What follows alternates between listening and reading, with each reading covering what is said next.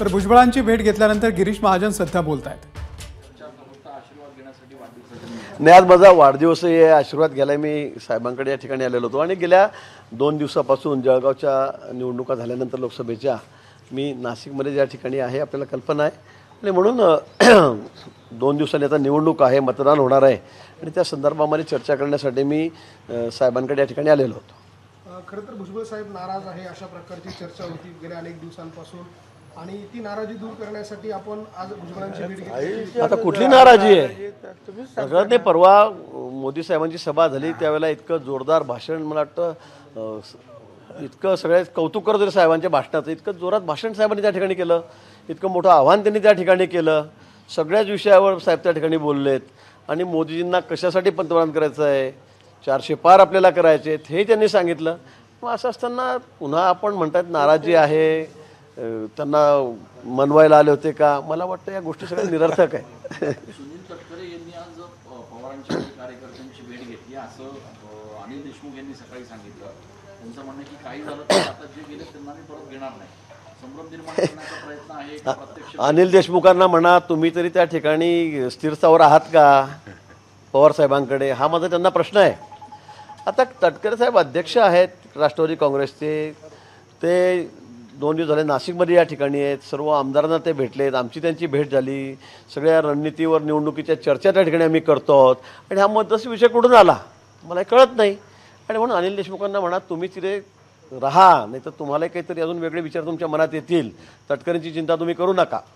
आणि तटकरेंशी मी पण स्वतः बोललो, ते म्हणाले असं काही नाही, कुणाशीही माझं बोलणं वगैरे झालं नाही आणि ते तिथे आता पालघरला होते, ते म्हणे मी तिथे सुद्धा जे आहे मीडियाशी बोलतो ते। पण साहेब अशा पद्धतीनं अनिल देशमुख यांच्यासारख्या जबाबदार माणसानं हे वक्तव्य करणं, आता ते जबाबदार आहेत काय हे तुम्हाला माहिती, मला तर नाही माहिती जबाबदार किती काय, मी त्यांना विचारा ना। आता ते किती जबाबदार आहे तुम्हाला माहीत आहे। अनिल देशमुख यांनी आणखीन एक वक्तव्य केले साहेब की 4 जून नंतर आता राष्ट्रवादीमधले अनेक नेते आमच्याकडे येतील पण आम्ही त्यांना घेणार नाही। म्हणा तुम्ही तुमचं सांभाळा, काय आमच्याकडेच यायला लोक मागतायत,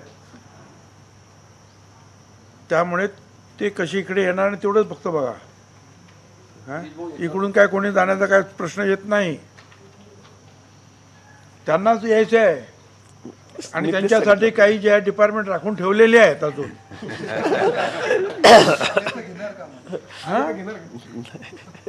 जे चांगले जे आहेत योग्य आहेत ते घेणार ना, का नाही घेणार?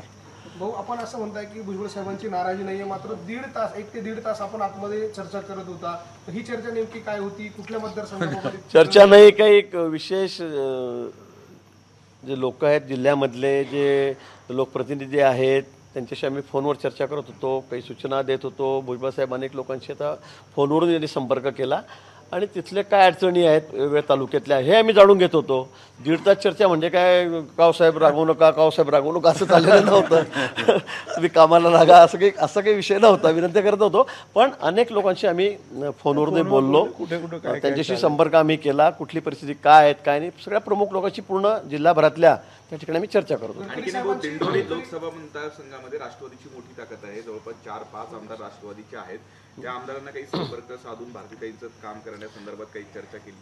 नाही, काल तटकरे साहेबही त्यांना सगळ्यांना भेटले, भुजबळ साहेबही त्यांना भेटलेले आहेत, सगळे आता कामाला लागलेले आहेत आणि भारतीताईंचाही संपर्क आहे, आमचाही संपर्क आहे। 3 दिवसापासून मी सगळ्यांशी बोलतोय, सभेला सुद्धा मोदींचे सर्व आमदार त्या ठिकाणी आले होते, त्यातले झिरवळ साहेबांनी वगैरे भाषणे त्या ठिकाणी केलं, आपण सगळं ऐकलेलं आहे। गडकरी साहेबांची आज सभा होती, त्या सभेला भुजबळ साहेब उपस्थित राहणार, तुम्ही उपस्थित राहणार? हो, भुजबळ साहेब त्या सभेला उपस्थित राहणार आहेत।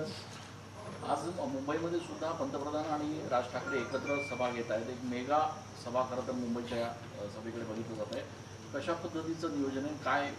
मला वाटतं मोदीजी संपूर्ण महाराष्ट्रात देशभरामध्ये सभा घेत आहेत, त्यांनी उच्चांक केला सभेचा, तर म्हणजे मागच्या वेळी केला होता, 19ला आताही करतायत आणि मुंबईमध्ये तर किती सीट आहेत आपल्याला त्याची कल्पना आहे आणि आता शेवटचा टप्पा आहे, म्हणून महाराष्ट्रात सगळ्याच जिल्ह्यामध्ये त्यांच्या सभा झालेल्या आहेत, त्यामुळे मुंबईमध्ये त्याचप्रमाणे ती सभा आहे आणि यावेळेला विशेष आहे की राज ठाकरे साहेब सुद्धा त्या सभेला हजर राहणार आहेत। साहेब दोन्हीकडनं आरोप प्रत्यारोप होत आहेत, म्हणजे महाविकास आघाडीकडनं सांगितलं जात आहे की 4 जून नंतर तुमचे काही लोक त्यांच्याकडे येतील, जसं आता भुजबळ साहेब म्हटले की तिकडचे नक्की वस्तुस्थिती काय?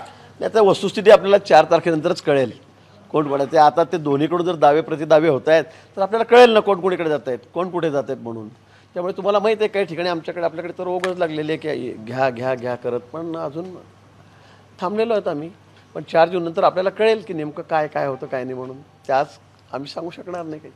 राज ठाकरे महायुती सोबत आहेत, मात्र ठाण्याच्या सभेमध्ये भाषण करताना राज ठाकरेंनी छगन भुजबळांवर टीका केलेली होती. काय ठिकाणी मी काय ऐकलं नाही काय. मी पण काय ऐकलं बाळासाहेबांच्या अटकेचे आदेश देणाऱ्यांच्या मांडीला मांडी लावून तुम्ही बसलात, अशा पद्धतीचं वक्तव्य ठाकरे बाळासाहेबांना जेलमध्ये ते मागचं उद्धव ठाकरेबद्दल बोलले असतील, भुजबळ साहेबाबद्दल नाही बोलले ते. त्यांनी उद्धव ठाकरेंना मला वाटतं की टोमणा मारलेला आहे काहीतरी सांगितलं. चर्चा झाली नाशिक विषयी. शांतिगिरी महाराजांचा कितीपर्यंत महत्व तुम्ही देताय आणि कसं ते? नाही महत्त्व म्हणजे काय, महाराज आमच्यासाठी महत्त्वाचेच आहेत, धर्माचार्य ते आहेत, आपल्याला कल्पना आहे. मी पण त्यांच्या संपर्कात आहे. आजच सकाळी त्यांनी मला फोनवरून आशीर्वाद दिलेत वाढदिवसाचे, विशेष करून त्यांनी मला आज. आणि माझा त्यांचा चांगला संबंध आहे, परिचय आहे. आमचं म्हणणं हेच होतं की आपल्या मतांचं विभाजन होऊ नये म्हणून त्यांनी माघार घ्यावी. परंतु ते स्वतः त्यांचे भक्तगण हे खूप आग्रही आहेत, त्यामुळे त्यांनी ते माघार घेतली नाही. पण इतर ठिकाणी धुळे असेल, बाजूचा भारतीय जनता मतदारसंघ आहे, त्या सगळ्या ठिकाणी त्यांनी आम्हाला आशीर्वाद दिलेला आहे.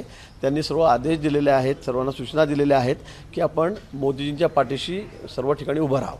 विधानसभेला ते बरोबर असतील? चला धन्यवाद सर. अरे दिवसभर उशीर. वाह क्या बात आहे.